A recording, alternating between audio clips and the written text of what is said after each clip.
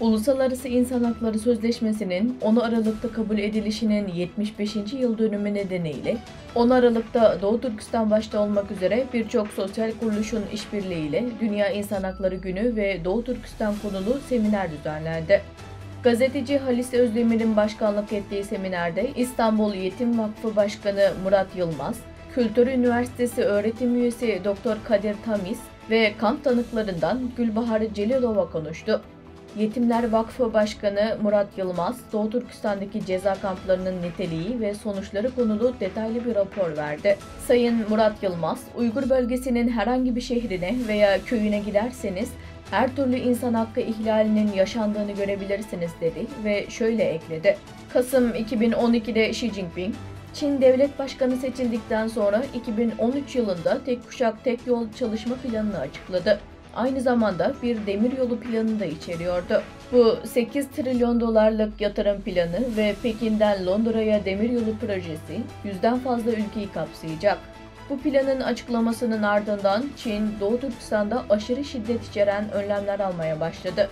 Bunun nedeni Doğu Türkistan'ın tarihsel olarak bağımsız devletler kurmuş, kurtuluşu ve bağımsızlığı için yüzlerce isyanla mücadele etmiş, halkının gönüllü olarak fedakarlık yaptığı bir coğrafya olmasıdır. Bu bölgede çok fazla yeraltı kaynağı bulunmaktadır.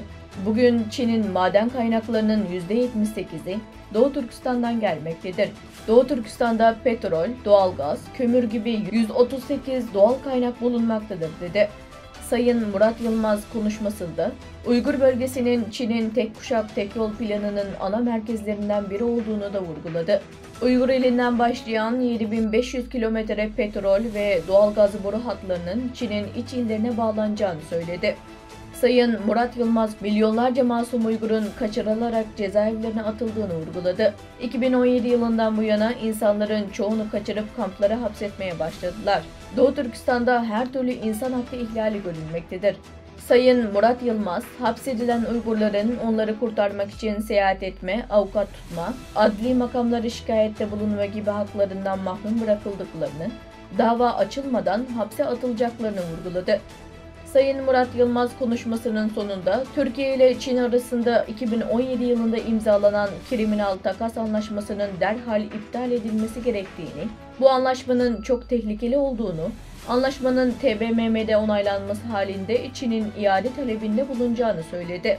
Türkiye'deki Uygurların çoğunun harekete geçmesi ve Avustralya parlamentosu gibi Türk parlamentosunun da anlaşmayı iptal edip çöpe atması konusunda ısrar etti.